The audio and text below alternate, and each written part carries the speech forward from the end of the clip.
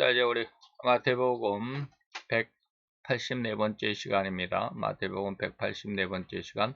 마태 10장 5절로 6절. 우리 지난 시간까지는 제자들에 대해서 알아봤고요. 이제 전도하는 그런 내용들, 그 내용 안에서 한번 생각해 보며 은혜 안에 나가도록 하겠습니다. 마태 10장 5절로 6절입니다. 우리 같이 봉독합니다. 예수께서 이 12를 내어 보내시며 명하여 가라사대 이방인의 길로도 가지 말고 사마리아인의 고을로도 들어가지 말고 차라리 이스라엘 집에 잃어버린 양에게로 가라. 아멘. 잃어버린 양에게로, 오늘 제목이 그렇습니다. 잃어버린 양에게로. 도대체 이 말이 무슨 말일까라고 하는 것이죠. 이 말을 이제 한두 시간 우리 같이 나누어서 살펴보고 생각해 보도록 하겠습니다.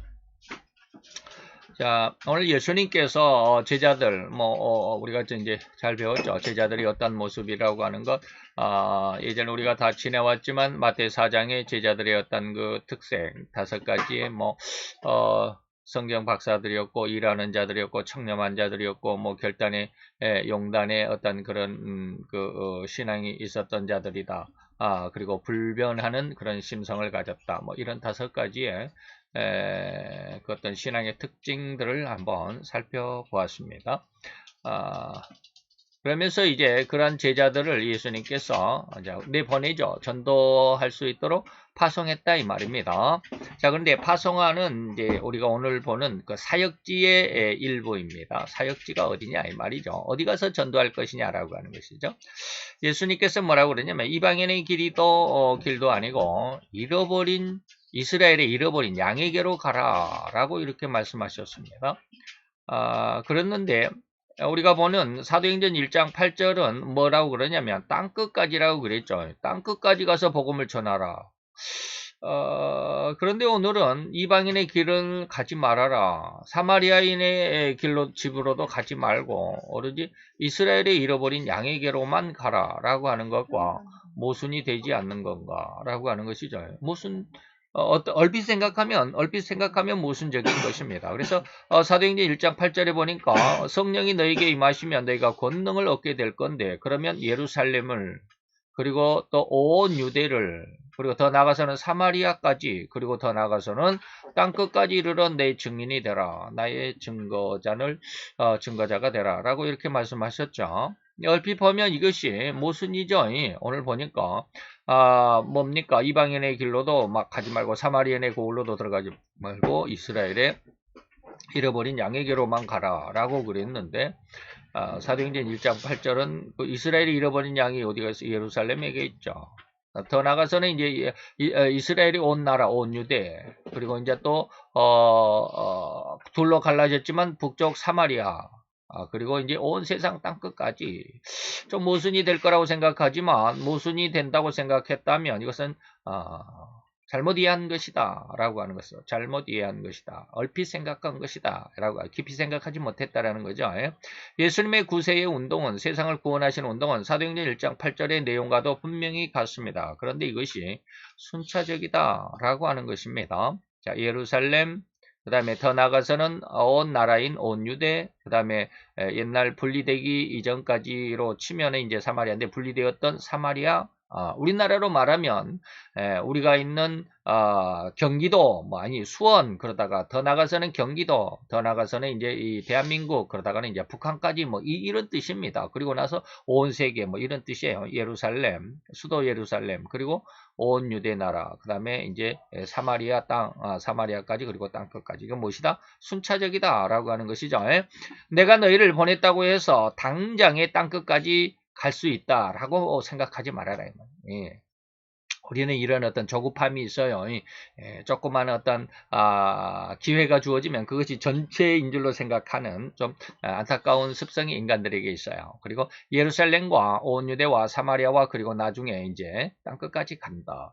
이 말씀에서 우리는 처음에는 1차적인 보냄이라고 할 수 있겠고요. 즉 이때는 그들이라도 성령을 받기 전입니다. 성령을 받기 전이다. 다시 말하면 이후에 성령이 너에게 임하시면이라고 그랬죠. 이게 전제가 되어 있습니다. 성령을 받게 되면 끝까지 이 말이야. 땅 끝까지 내 증인이 될 수 있다. 반대로 말하면 성령이 아직 너에게 임하지 않으면 땅 끝까지 갈 수가 없다라는 그런 내용이기도 합니다. 그래서 이 말씀에서 이제 우리는 1차적인 보냄이라고 그랬죠. 그래서 그들은 아직은 성령을 받기 이전이니까 언제가 바로 이때 지금 우리가 말하는 지금 마태 10장의 상황에서는 아직 성령을 받기 이전이죠. 성령을 받은 것은 뭐예요? 마태가 28장까지죠. 그래서 예수님께서 이제 제자들을 전도 파송을 보내고 또 뭐 많은 비밀들을 이야기하시죠. 천국에 대한 비밀을 이야기하시고 또 뭐 천국에 대한 일꾼들을 이야기하시고 그리고 나서 내가 이제 뭐 땅의 왕과 천국의 왕 뭐 땅의 종교 지도자와 하늘의 종교 지도자 뭐 이런 것들을 쭉 비교해서 말씀하시고 세상 종말에 대해서 이야기하시고 그리고 예수님이 잡혀서 돌아가시게 십자가에 죽게 되잖아요. 그리고 부활하고 승천하고 내가 너에게 이제 세상으로 보내는 모든 권능을 너에게 줄게 한 게 바로 이것이잖아요. 마태 1장 8절입니다. 그렇다고 한다면 아직은 이 마태 10장에서는 사도행전 1장 8절까지는 아직 상당히 시간이 남아있는 그런 상황이기도 하죠. 그래서 아직 마태 10장의 경우에는 아직 성령을 받기 전입니다. 그리고 유다 안에서조차도 유다 안에 전국으로 돌아다니는 것이 아니라 예루살렘이라고 하는 그 작은 지역 우선은 이제 순차적으로 한번 그 시험 뭐라 그럴까 훈련을 해봐야 되죠. 그래서 그 전도 지역을 국한에서 보냈다라는 것을 알아야 한다라고 한 겁니다. 1차적인 경험을 얻게 하려고 훈련의 목적으로 이 말이에요. 그래서 그리고 나서 또 이때는 땅끝까지 갈 수 있는 자격, 다시 말하면 그 능력이 아직은 안 된다 이 말입니다. 아까 말씀을 드렸잖아요. 성령이 너에게 임하시면 땅끝까지 갈 수 있지만 성령이 아직은 너에게 없으면 땅끝까지 갈 수가 없다라고 하는 그런 내용이라고 말씀을 드렸습니다. 자, 전도하는데도 자격, 곧 능숙하게 숙달된 능력이 필요하다라는 걸까? 그럴까요? 그냥 전도만 하면 되지 않을까? 뭐 교회로 사람들을 데려오면 되지 않을까라고 하는 것이죠. 우리 주변에 교회 다니지 않는 사람들을 어떻게 하든 교회 안으로 데려오면 최고가 아니겠는가라는 그런 생각을 하게 되는데 그러나 우리는 이러한 전도에 대해서 앞에서 이미 알아봤습니다. 결코 아무렇게나 하는 것이 전도가 아니다라고 하는 것이죠. 오늘 잘 들어야 됩니다. 전도가 무엇인지 아주 헷갈릴 수가 있고요. 우리가 잘못 오해하고 있는 경우가 많습니다. 그리고 확실하게 앞에서 우리가 예전에 전도에 대해서 전도의 어떤 중심이 무엇이고 핵심이 무엇이고 그리고 어떻게 하는 것이 우리의 또 전도하는 우리 전도자의 어떤 그 자격 어떻게 준비해야 되는가 뭐 그리고 강조해 드렸던 바 있습니다. 더욱이 전도하는데 절대적으로 그 전도의 중심이 잘 잡혀 있어야만 한다는 것도 강력하게 강조해 드린 바 있습니다. 저는 어느 날 제가 알고 지내던 어느 분으로부터 이런 말을 들었습니다. 교회에는 반드시 거룩한 성도들만 필요한 것이 아니다. 비록 돼지떼 2000마리라 할지라도 일단 교회로 데리고 들어와서 복음으로 훈련하고 반복해서 신앙훈련을 시키면 비록 그가 돼지떼였다 할지라도 잘 훈련되어 훌륭하고 거룩한 성도가 될 수 있다라는 말을 한 것입니다. 여기에 마가복음 5장 11절에서 13절까지입니다. 그래서 이제 우리가 흔히 말하는 군대 귀신 들려 있었던 사람입니다. 예수님과 제자들이 그 갈릴리 바다를 지나서 거라사 지방에 들어갔는데 거기에 귀신 들린 자가 예수님의 그 일행들의 앞을 딱 가로막았죠. 그래서 딱 보니까 아주 귀신 들려서 아주 온 마을이 그 사람을 무서워해 얼마나 힘이 센지 말이죠. 그래서 그 사람 옆을 지나가기가 두려울 정도에 그래서 혼자 마을에 살지 못하고 혼자 그렇게 무덤가에서 혼자 그렇게 요즘으로 말하면 노숙을 하고 그렇게 거짓골을 하고 이제 살아가고 있었죠. 그럼 그가 예수님의 일행 앞에 나타났습니다. 이때 예수님께서 귀신 들린 자에게 명령을 했죠. 그랬더니 그 속에 귀신이 많이 들어있다. 우리가 흔히 말하는 군대 귀신이 들어있다라고 이렇게 말합니다. 많이 들어있으니까 한 군대쯤 되는 것처럼 귀신이 많이 들어가 있어서 그렇게 엄청난 힘을 발휘하고 있었죠.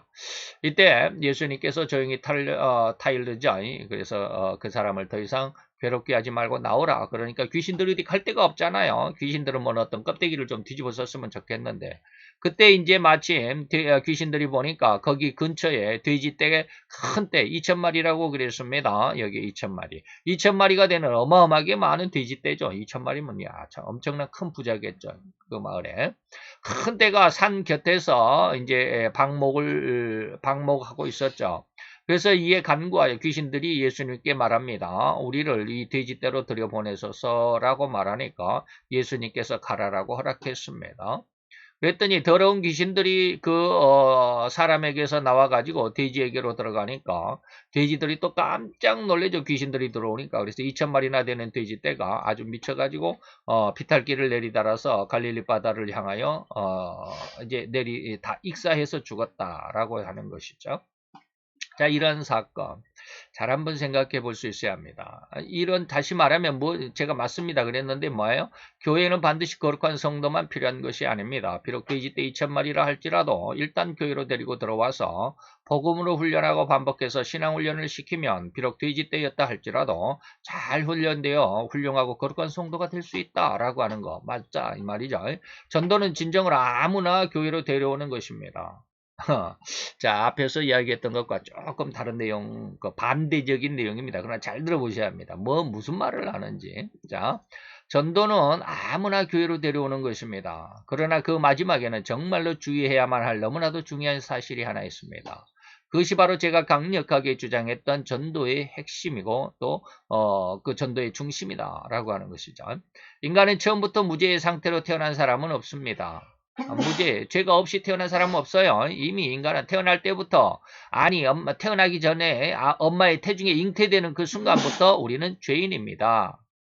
물론 신학에서는 그 이전 엄마의 뱃속에 잉태되기 전의 상황도 신학에서는 뭐라고 말씀을 하고 있습니다. 뭐 림보 이러는 거 있는데 그런 것들을 여러분들에게 지금은 말씀드리지 않겠습니다만 우리가 쉽게 생각을 해서 엄마 뱃속에 잉태되는 그 순간부터 우리는 뭐다? 죄인이다 이 말이죠. 그래서 시편 51편 5절에 사도가 아니고 다윗이 이렇게 고백합니다. 내가 죄악 중에 출생했으며 내 엄마가 모친이 나를 죄 중에 잉태했다 라고 하니까 나는 이미 죄인의 모습으로 엄마 뱃속에 잉태가 되었다라는 뜻이 되기도 합니다. 이제 막 착상됐던 태아가 무슨 죄를 지었겠습니까? 아직 사람의 형체도 없는데 이제 막 수정체인데 말이죠. 또한 죄라는 것을 아는 사리분별이 있겠는가 이 말입니다. 어린아이 엄마 뱃속에 태아는 그런 걸 모르죠. 태아가 수정체 아직 태아도 아니고 수정체는 이런 거 모르잖아요. 그런데 다윗은 이미 자기 어머니 뱃속에 잉태되는 순간이 죄였다라는 것을 고백한 것은 실로 인간은 모태 잉태되는 순간부터 죄인으로 잉태되었다라는 의미로 받아들일 수 있다. 인간이 이런 것을 알게 된다라고 하는 것은 어마어마한 기도 그리고 하나님과의 긴밀한 교제가 아니면 이것을 알 수가 없어요. 인간의 어떤 지혜과 지식으로서는 이 말을 도대체 이해를 못하는 거예요. 그러나 다윗이 하나님 앞에 많은 기도를 했고 또 그러므로 인해서 하나님과 아주 긴밀한 교제를 할 수 있었던 능력이 있었던 사람이었기 때문에 기도 안에서 하나님 앞에 이러한 것을 깨닫게 되는 것이죠. 그래서 우리가 생각하면 참 희한하다. 어떻게 이런 걸 알았을까? 라고 할 정도인데, 좌우지간 기도를 많이 하면 이런 걸 알게 돼요. 어제도 제가 한 가지 아주 희한한 것을 발견하게 됐어요. 발견하게 된 것이 아니라 깨닫게 됐죠. 좌우지간 그런 거는 나중에 말씀드리고. 그래서 세상에는 죄가 없는, 그래서 의인이 없다라고 하는 것입니다. 그래서 로마서 3장 10절에 보니까 기록된 바 다시 말해 성경에는 의인이 없다라고 했으니 하나도 없다라고 이렇게 말을 했죠. 그렇기 때문에 이 전도라는 것은 뭐요? 누구나 불러오는데 누구를 불러와? 죄인을 불러오는 것입니다. 죄인을 불러오는 것이 전도죠. 마태오 9장 13절에 예수님께서 말합니다. 너희는 가서 내가 긍휼을 원하고 제사를 원치 아니하노라 하실 뜻이 무엇인지 배우라. 내가 의인을 부르러 온 것이 아니라 나는 죄인을 부르러 세상에 온 그리스도다라고 예수님이 세상에 그 육신을 가지고 오신 정확한 의도, 그 목적, 그 내용을 말씀하신 것입니다. 나는 죄인을 부르러 왔다. 의인을 부르러 온 게 아니다라고 하는 것이죠. 그래서 전도는 의인을 불러서 교회에 채우는 것이 아니라 죄인을 불러서 의인이 되게 하는 것이다 라고 하는 것이죠. 마치 예수님께서 또한 이렇게 누가복음에는 명령합니다. 어떤 집안에 잔치를 베풀었습니다. 그래가지고 집주인이 하인들에게 명령을 했습니다. 그래서 내 집을 꽉꽉 채워라. 잔치를 배설했으니까 먹을 그 손님들이 있어야 되겠죠.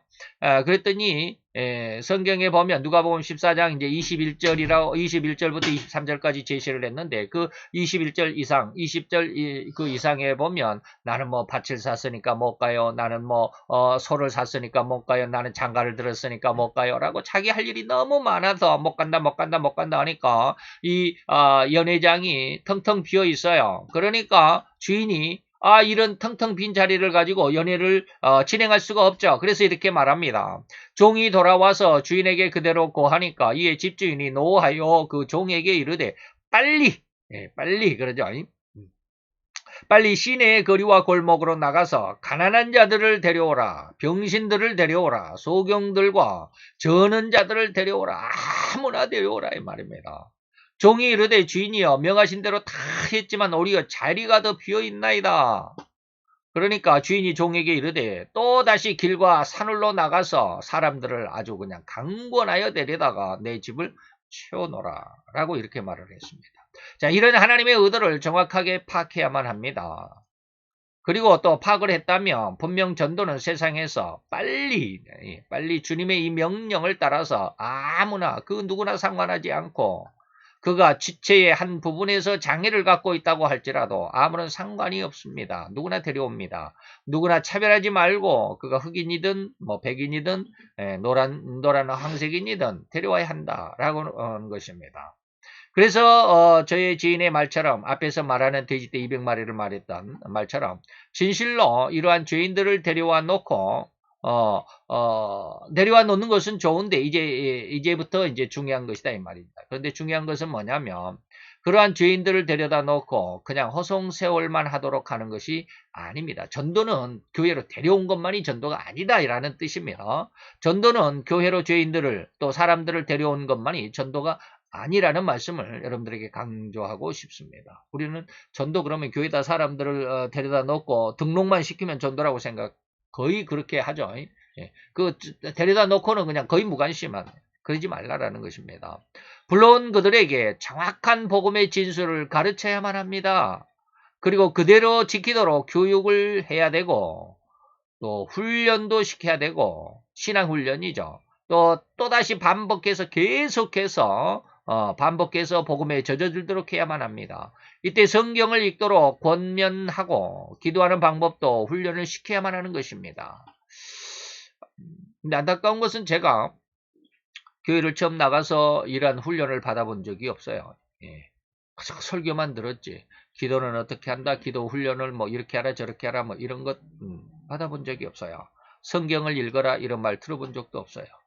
그저 교회에서 목사님 그 예배 시간에 그 설교할 때 설교 본문 읽는 것이 전부였어요. 그러면 안 되죠. 마태복음 28장 19절에 20절 마지막 예수님께서 십자가에 죽으시기 직전에 하신 말씀입니다. 자, 그러므로 너희는 가서 모든 족속으로 어떤 사람이든 누구든지 말이죠. 그들을 제자를 삼아라. 데려오는 것이 아니죠. 제자를 삼아라.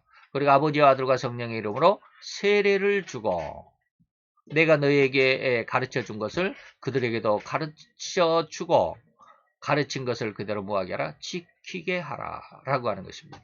그 전도는 진실로 교회로 사람을 데려오는 것만이 중요한 게 아니라 절대로 그렇게 불러온 사람들을 철저하게 성경으로 복음화를 시켜야만 하는 것이 더욱 중요하다라고 하는 것입니다.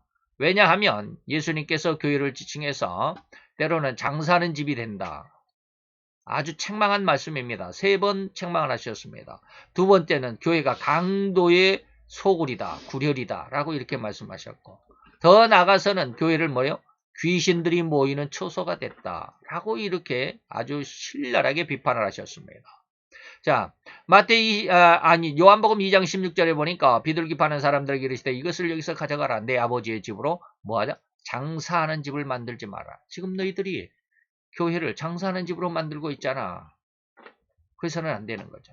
마태이 21장 13절에 보니까 저에게 이르시되 기록된 바 내 집은 기도하는 집인데 그렇게 일컬음을 받아야 되는데 너희는 이 교회를 강도의 구려를 만들었다. 교회가 지금 그렇게 아주 타락해버렸다. 계시록 2장 8절 9절 서문학 교회에 사자에게 편지하기를 처음이요 나중에 죽었다가 살아나신 이에게 가라사대 내가 너의 환난과 공핍을 아노니 실상은 내가 부요한 자니라 자칭 유대인이라 하는 자들의 회방도 아노니 너희들이 유대인이라고 하지만 실상은 유대인이 아니고 뭐다? 사탄의 회중이 아니냐라고 이렇게 말하는 겁니다. 교회만 데려온 것이 중요한 것이 아니겠죠. 교회를 예수님께서 이렇게 세 번씩 아주 점차적으로 아주 강력하게 질책을 하신 것은 그 교회가 교회답지 못했기 때문이다 이럽니다.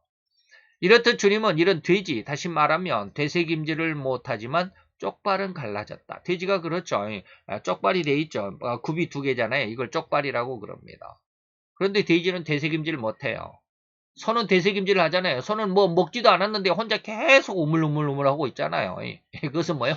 처음 먹었던 먹이를 1번 위에다가 넣었다가 이제 나중에 자기가 이제 편안할 때 다시 또 위에서 끄집어내 가지고 다시 또 잘게 씹어 가지고 2번 위에다가 넣고 또 끄집어내 가지고 또 잘게 씹어 가지고 3번에 넣고 그다음에 또 끄집어내서 4번에. 그래서 위가 4개가 되죠. 위가 4개인 이런 동물들은 뭐예요? 되새김질을 하죠. 양이나 염소, 뭐 소. 그런데 희한하게도 낙타는 되새김질을 합니다. 낙타는 되새김질을 하는데 발이 쪽발이 아니고 둥그런 우리가 주먹 이렇게 하는 것처럼 둥그런 뭐예요? 통발입니다. 통발. 통굽이라고 그러죠. 그래서 낙타는 뭐다? 부정하다라고 하는 것입니다. 그래서 돼지는 뭐예요? 되새김질을 못한다. 성경 말씀을 모른다 이 말이에요. 근데 쪽발은 갈라져 있어. 쪽발은 갈라졌다라는 말은 뭐예요? 조금은 성도다운 거룩한 모습은 없지 않아 있기는 있어. 예. 그런데 성경의 말씀에는 전혀 무감각해. 이런 모습입니다. 그래서 그 죄와는 구별된 삶을 살아서 좀 거룩한 모습은 없지 않아 있는 것 같은데 성경 말씀은 결코 그가 중심되지 못하고 있다라고 하는 것이죠. 이 같은 돼지 같은 존재들이 득실거리는 교회는 절대로 용납하지 않으신다라는 것을 알 수 있지 않습니까? 그래서 잠언 28장 9절에 보니까 사람이 귀를 돌이키고 안 듣고 이 말이에요. 무엇을 안 들어? 율법을 듣지 않으면 성경 말씀을 배우지 않고 읽지 않고 공부하지 않으면 그가 하는 기도도 가증하다. 돼지 같은 자들의 이런 습성의 존재들의 기도는 하나님 앞에 가증하다. 말씀에 기준이 없으면, 말씀에 은혜가 없으면 이 말이에요. 그래서 교회는 진실로 인간이 하나님을 떠난 죄를 회개해야만 하는 것이고 회개해야만 하는 장소이고 그 회개는 예수 그리스도의 십자가의 나를 곧 죄를 위한 대속의 죽음이라는 사실을 인정하는 그 마음과 믿음을 가진 자들로 성장시키는 것이 교회입니다. 그리고 훈련시켜야 합니다. 양육시키는 장소, 그런 모임이 되어야만 합니다. 그래서 전도는 교인들이 어떤 숫자만 불리는 것이 아니라 앞 시간에 너무도 강력하게 말씀드린 바와 같이 절대로 예수의 대속과 부활을 중심한 내용을 전달함이 전도다. 전도의 중심을 여러분들에게 앞에서 아주 강력하게 많이 말씀을 드렸습니다. 이런 것들로 성도들을 뭐해라? 양육을 시키고 훈련을 시켜라. 이러한 복음을 듣고 자기의 죄, 다시 말하면 하나님을 떠나 반역한 삶이었음을 회개하는 자들의 반열에 동참한 자들의 모임이 뭐다? 교회다.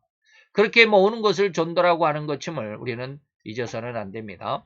이때 이러한 훈련, 다시 말하면 지금 이제 훈련이다라는 말을 많이 했는데 그 성도가 예수님의 대속과 부활에 대한 확실한 체험이나 그리고 그 대속의 은혜를 얻지 못한 상황이라고 한다면 아직은 신앙에 입교한 지 얼마 되지 않은 이른바 초신자의 신앙의 상태에서의 이러한 상태, 아직은 복음에 확고하게 어떤 중심 잡히지 않는 이런 상태 속에서 전도 파송은 상당한 위험 요소가 있다라고 하는 것이죠. 잘못 전달할 수가 있고 잘못 상대의 어떤 강한 반격에 대응을 하지 못하자. 자, 뭐냐면, 왜 그러냐면, 아직 불신 세계는 엄청난 능력을 갖춘 사단이 한시도 게으르지 않게 마치 우는 사자처럼 삼킬자를 찾기에 혈안이 된 세상입니다. 또한 절대 성숙하지 않는 신앙인들은 감히 대적할 수도 없습니다. 세상을 대적할 수 없습니다. 내가 믿는다라고 이렇게 말을 잘 못해요. 이른바 우리의 상상을 초월한 능력을 갖춘 존재가 바로 사탄이고 세상입니다. 그래서 유다서 예수님의 동생 유다가 있었습니다. 이거 예수님의 제자 가룟 유다 말고 예수님의 동생 유다가 있습니다. 유다가 성경에 기록했습니다. 23절에 어떤 자를 불에서 끌어내라. 그런데 이 불이 뭐냐면 뭐요? 죄의 불, 이단의 불. 불을 비유했습니다. 죄와 이단적인 어떤 생각, 이단적인 어떤 사고, 이단적인 어떤 성경 해석 뭐 이런 것을 불이라고 표현을 했습니다. 그래서 어떤 자를 이 불에서 끌어내어 구원해야만 한다. 그죠? 진짜 불 속에 타고 있는 것이 아니고, 이단이나 죄의 불에서 끌어내라. 그런데 또 어떤 자를 그 육체로 더럽힌 옷은 뭐예요? 성도들의 옷은 뭐예요? 거룩한 세마포여야 합니다. 행동, 말이죠. 신앙으로서의 행동, 성경적인 어떤 행동, 말씀적인 어떤 행동의 그 모습으로 살아가야 되는데, 그렇게 살아가지 못했을 때, 육체가 더럽혀졌다. 그 옷이 더럽혀졌다 이 말입니다. 육체로 더럽힌 옷, 우리의 삶으로 이 말이죠. 우리의 삶으로 복음을 좀 뭐라 그럴까요? 복음을 드러내지 못하는 그런 옷. 이거 이제 지저분한 옷이다 이 말이죠. 물론 여기에 저도 해당이 되죠. 그래요. 그래서 제가 아까 말씀을 드렸잖아요. 어제 하나님께서 뭔가를 하나 깨우쳐 주셨다라고 하는데 깜짝 놀랐어요. 자, 육체로 더럽힌 옷이라도 싫어하여 두려움으로 이 말, 두려움을 가져야 된다. 이게 불신자들, 다시 말하면 이 불 속에 있는 자들을 끌어내어 구원할 때 아주 주의해야 할 것이 뭐냐면 두려움을 가지고 해야 합니다. 전도하는데 두려워하는 마음이 있어야 된다. 굉장히 중요한 말인데 이 말을 전도하는 그 상황, 전도하는 어떤 그런 장소, 전도 교육을 하는 이런 그 단체나 이런 그 공부 시간에, 전도 공부하는 시간에 이 두려움으로 전도하라는 말을 들어본 적이 없어요. 그런데 지금 예수님의 동생 유다는 별명이 뭔지 아세요? 낙타 무릎이라는 별명을 갖고 있습니다. 왜 낙타 무릎일까요? 하도 무릎을 꿇고 얼마나 기도했으면 무릎이 그냥 낙타 무릎 아주 굳은 살이 무릎에 베겨가지고 맨날 뭐 바위 위에서만 기도했나 봐요. 우리는 그냥 푹신한 방석을 깔고 막 무릎을 꿇는데 저는 이제 요즘에 발가락을 다쳐가지고 무릎을 꿇을 수가 없어요. 발가락이 펴지지 않아가지고 무릎을 못 꿇어요. 그런데 요즘 우리나라는 그런데 유대는 그런 게 없었던 모양이고 예전에는 또 방석이 없었으니까 그저 그냥 바위 위에서 땅 맨바닥 위에서 그저 그렇게 하죠. 그러다 보니까 무릎이 그냥 하도 그냥 까지고 또 낮고 또 까지고 피나고 낮고 그러다 보니까 굳은 살이 베겨가지고 그래서 낙타 무릎이라는 별명을 가질 만큼 기도를 엄청 했던 사람이 예수님의 동생 유다입니다. 그가 기도하면서 하나님 앞에 얻은 것이 뭐예요? 죄인 이단의 불 속에 있는 사람들을 구원할 때 이스라엘의 잃어버린 양에게로 가라고 그랬는데 그 이스라엘의 잃어버린 양들을 대할 때 그들에게 전도를 할 때 뭘 해야 하냐면 두려움을 갖고 있어야 한다. 두려움을 갖고 그들을 긍휼히 여길 수 있어야 된다라고 하는 거예요. 근데 이 두려움이란 의미를 거의 가르치지 않죠. 왜 그러냐면 이 두려움은 이 이단에 들어있는 사람들을 만날 때 자칫하면 우리가 그 수뇌부에 있는 사람들을 만날 수 있어요. 밑에 그 시시한 사람들 이제 막 이단에 들어가 가지고 아주 깝죽거리는 이런 사람들은 우리가 충분히 대적할 수 있습니다. 잘 모르니까. 근데 제가 신학교 다닐 때 저희 신학교의 교수 목사님이 미국에 어떤 신학 유학을 갔다 왔나 봐요. 그런데 그분이 여호와의 증인들하고 상당히 많이 성경으로 그리고 또 교리적인 문제로 다툼이 있었나 봐요. 싸웠죠. 이제 그 성경 싸움을 하는 거죠. 근데 지금도 좀 안타까운 마음이, 그때도 안타까웠죠. 그때는 뭐 제가 아무것도 모르는 상황에서도 안타까운 마음이었지만 지금도 안타까운 마음이 뭐냐면, 그 목사님이, 그 교수 목사님이 결국에는 그 여호와 증인을 이겨내지 못했어요. 이겨내지 못하고 서로 이제 화해하고 서로 아주 이제 좋은, 서로 간에 좋은 어떤 학식이 있다라고 해가지고 서로 좋게 잘 친구처럼 지내고 있다라는 그런 말을 하던데, 굉장히 안타까웠어요. 그때 당시에. 물론 저도 그때 당시에 여호와 증인들 그때 만났으면 제가 뭐 이길 수 있었겠습니까만은, 지금도 역시 장담은 못하죠. 웬만하면 제가 이길 수 있지만 웬만하면 이길 수 있지만 그 수뇌부들은 제가 이기질 못해요. 이기지 못할 것 같아요. 한 번도 만나보지는 않았지만, 그만큼 그들도 성경에 아주 그냥 그 깊은 지식을 가지고 있어요. 물론 잘못된 자기들만의 지식이지만 우리가 아무리 이렇게 얘기를 해줘도 그들은 받아들이지 않을 수밖에 없는, 지금 제가 이렇게 말했을 때 불을 죄의 불이다, 이단의 불이다라고 이렇게 불의 의미를 이야기해주면 그들은 이것을 받아들이지 않을 수 있어요. 그리고 제가 어제 깨달았다라고 하는 것을 이야기해주면 그들이 받아들이지 않을 수도 있어요. 네. 그래서 이해를 못해요. 이것은 제가 기도하면서 얻은 것이기 때문에, 예전에 이런 것들, 이런 게 이러한 쪽으로 적용이 될 수 있을까 할 정도예요. 이따가 이 말씀을 드리겠지만 어쨌든지 그렇습니다. 이럴 때 바로 이를 두려움이라고 하는 것은 바로 그런 의미를 이야기합니다. 우리가 전도할 때 그냥 막 무턱대고 그냥 뭐 용기 있게 나가는 거 좋습니다. 그런데 그렇게 용기 있게 그냥 막 밖에 나가서 막 전도를 하다가 강한 어떤 반격에 의해서 우리가 뒤로 낮아빠질 수 있어요. 바로 이것을 의미하면서 그런 모습, 그런 상황을 우리가 좀 염두에 두고 그걸 대비할 수 있어야 한다. 그런 어떤 의미에서 두려움을 가져라라는 뜻입니다. 전도자가 전도할 때 완전히 예수님의 도우심을 입고 있다라는 자신감을 갖는 것은 굉장히 좋을 듯 하지만, 그러나 100% 주님만이 나를 돕는 것이 아님을, 100% 주님만 나를 돕는 것이 아니다라는 것을 오늘 예수님의 동생 유다는 유다서를 기록하면서 전도할 때 뭐 한다? 두려움을 가지고 주의하면서 전도해야 한다라고 경고하고 있다 이 말입니다. 아주 중요합니다. 이런 신앙의 상태를 주님도 물론 너무나도 잘 알고 계셨기 때문에 마태입을 통해서 인간의 마음의 어떠함을 네 가지로 분류를 했죠. 마태 13장의 3절 9절 그리고 18, 23절에 보면 이제 해석을 하고 그러는데, 이때 뭡니까? 그 중에서 이런 상황, 바로 지금 이 두려움으로 긍휼히 여긴다라는 말, 이런 상황과 걸맞은 비슷한 이런 심성을 뭐라고 그랬냐면 돌밭에 뿌려진 씨다라고 이렇게 말했습니다. 이 돌밭에 뿌려진 씨는 뭡니까? 말씀을 인하여 환난이나 핍박이 일어난 때는 곧 넘어져 버립니다. 오늘 돼지와 같이 말씀이 없으면 되새김질을 못하면 이 말이에요. 네. 말씀을 인하여 어려움이 오게 되면, 그래서 제가 지난 시간인가 말씀을 드렸습니다. 제가 요즘에 그 책을 출판을 하면서 많이 느낀 것이 뭐냐면, 예수님의 복음으로 순교할 수 있어야 된다. 그러면서 그런 신앙으로 성장해야 된다. 이런 것을 강조점을 두지 않은 것이, 그런 것이 깨달아졌다라는 말씀을 한번 드린 적이 있습니다. 그냥 돈만 잘 벌고 세상에서 성공하고 사업만 잘 되면, 교회 나와서 그렇게 되면 뭐 축복을 받은 것처럼, 하나님께서 우리와 함께 하신 것처럼, 그런 어떤 설교가 중요한 게 아니에요. 마지막 시대에, 이제 우리는 마지막 시대 앞에 있는데, 만약에 이땡명 씨가 이 나라의 대통령이 되면 이제 한 38일 정도 남았는데, 이제 한 달 조금 남았죠. 한 달 조금 더 남았습니다. 이재명 씨 대통령이 되면 예수 믿는 사람 엄청난 어려움을 겪게 될 것입니다. 지금도 뭐 교회가 이렇게 어려움을 많이 겪는,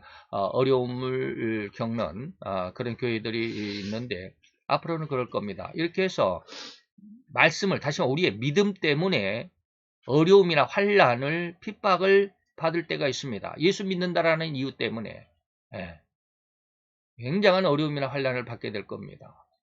그러면 어떻게 돼요? 다 넘어지게 돼 있습니다.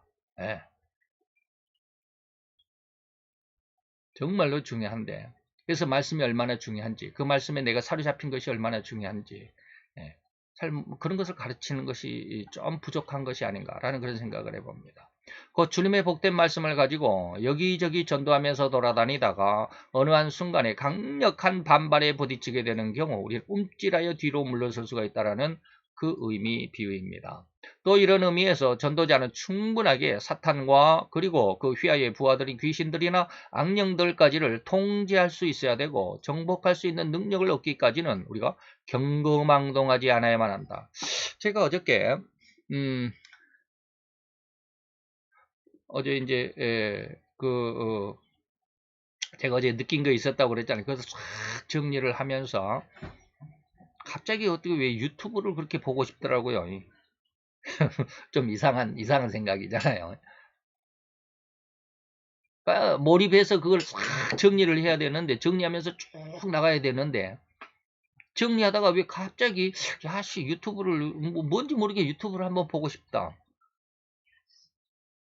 그래서 옆에다가 이제 인터넷을 띄우고 유튜브를 이렇게 쭉 보는데 뭘 봤느냐면 갑자기 눈에 들어온 게 그 많은 이렇게 썸네일이 있죠. 썸네일이라는 거 이게 기본 제시되는 그 페이지가 있잖아요. 그러면서 거기에 제목들이 이렇게 쭉 올라와 있잖아요.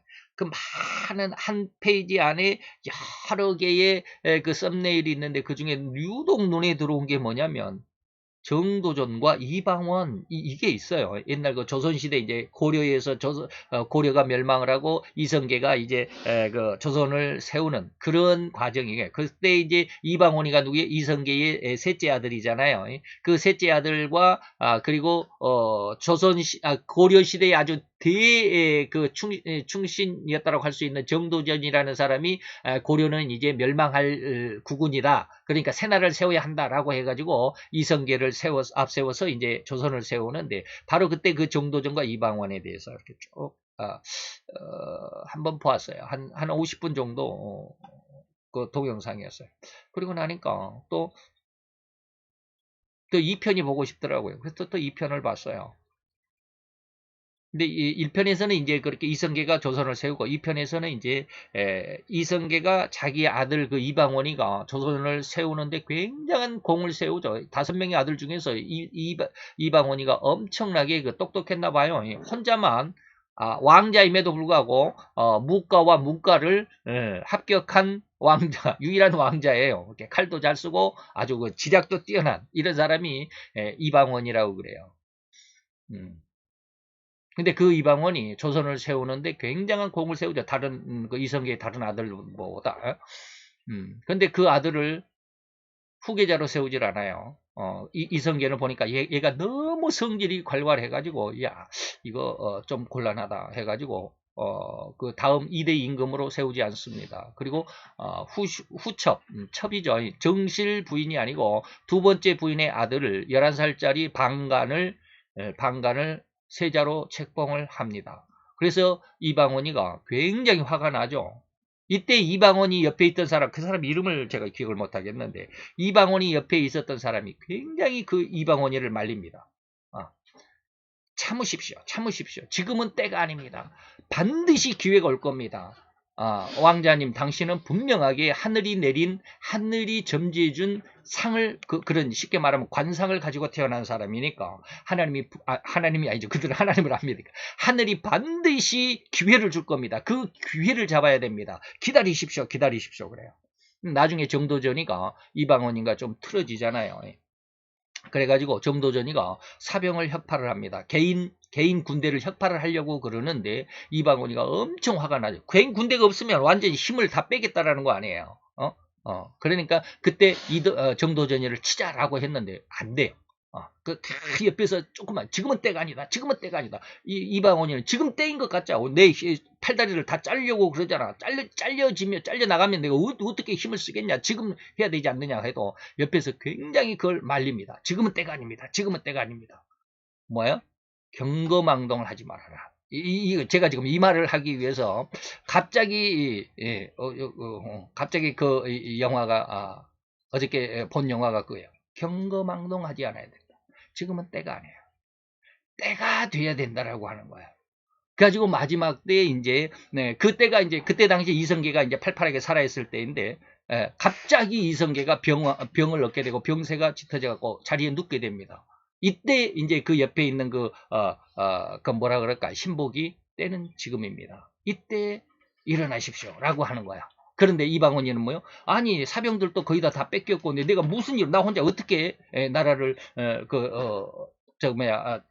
간신들을 척결하냐라고 그러니까 숨겨둔 사병들을 딱 보여줍니다. 그렇게 해가지고 이방원이가 정도전을 비롯해가지고 자기 그때 조선을 세울 때 아주 같이 힘을 모았던 정도전인을 살해를 합니다. 그리고 나서 자기 형을 2대 왕으로, 그리고 자기 형이 이제 좀 한 2년 있다가 이방원이에게 3대 왕으로 추대를 해줍니다. 양위를 해주죠. 그래서 태정태 할 때 태는 뭐예요? 태조 이성계, 그 다음에 정은 뭐예요? 정종인데 이성계의 둘째 아들입니다. 그리고 세 번째 태가 태종입니다. 이게 바로 이방원입니다. 3대 임금이 되는 것이죠. 제가 지금 뭘 하느냐면 자기가 모든 것을 할 수 있을 때까지, 능력을 얻기까지 뭐요? 경거망동하지 않아야 된다.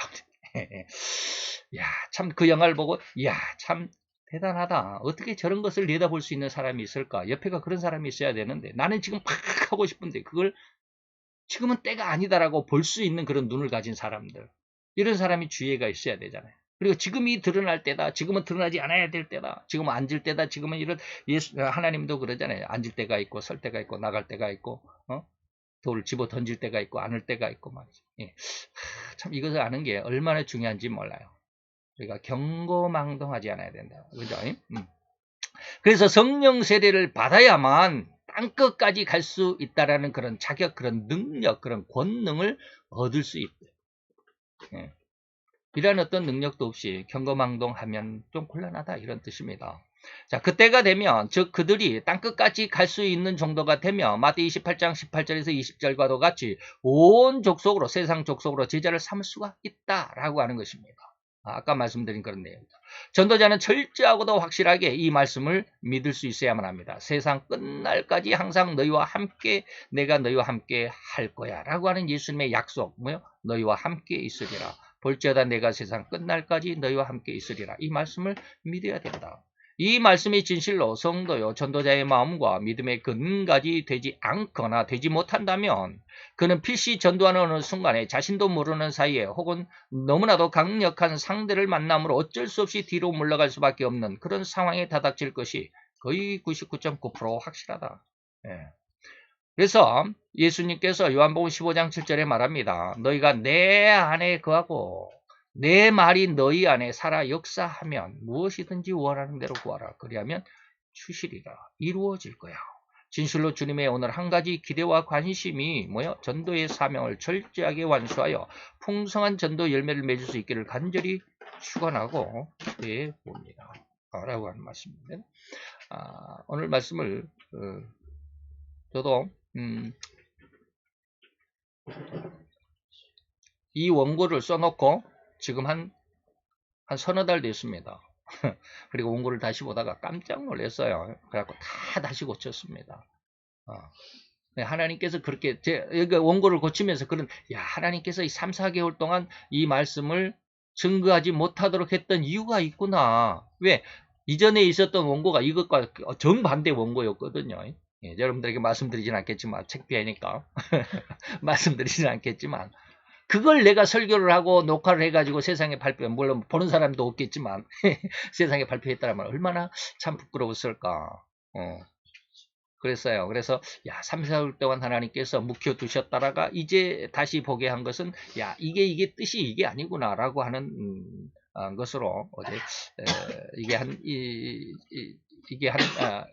3, 4일 전에 제가 원고를 이게 썼는데 그랬습니다. 어쨌든지 오늘 우리가 전도할 때 그래서 전도할 때 이런 내용들이 있다라고 하는 것을 제가 예전에는 미처 몰랐다라고 하는 것이죠. 그리고 3, 4일 전에야 그것을 깨닫게 되고 이거 원고를 쭉 정리해 갔습니다. 원고가 아직 그래서 3, 4일 전에 썼기 때문에 원고가 아직 다 작성이 안 됐어요. 그래서 다음 주간까지밖에 원고가 없어요. 그리고 이제 오늘부터 다시 이 다음에는 이거 제가 파란 글씨가 없잖아요. 여기에는 파란 글씨가 없다라고 하는 것은 뭐예요? 아직 원고가 작성되지 않았다라는 뜻입니다. 자, 우리 기억을 하시고 오늘 전도하실 때 중요한 것이 뭐다라고 하는 거 여러분들이 좀 잘 참고를 해서 하나님의 성령의 능력, 그 성령 세례가 성령 세례를 간구하는 그리고 기대하는 그런 어떤 간절함이 있어지기를 원합니다. 기도합시다. 할렐루야. 주님, 오늘도 여호와의 귀한 사랑과 은혜와 은총 안에서 더 아름답고 귀한 하나님의 그 능력 그리고 그 은혜 안에 있게 되기를 원하나이다. 하나님께서 약속하여 주셨사오매 반드시 성령으로 세례를 부어줄 것이라 약속하여 주셨사오매 아버지, 우리로 인해서 그 성령의 세례에 임하기까지 훈련하며 또한 하나님께서 원하시며 요구했던 그 길 안에서 또 연습하며 복습하며 반복하는 저들의 수고와 노력 속에 하나님께서 세상을 이기는 권능으로 충만하게 채워 역사해 주실 것을 믿나이다. 땅끝까지 이르러 주의 영광을 드러낼 수 있고 죽음이라도 불사할 수 있고 순교라도 할 수 있는 귀한 믿음으로 성장하기까지 하나님이 우리에게 주의 말씀으로 주의 능력으로 기도하는 은혜로 충만케 하여 주시옵소서. 예수 그리스도의 이름으로 감사와 기도드려 사옵나이다. 아멘.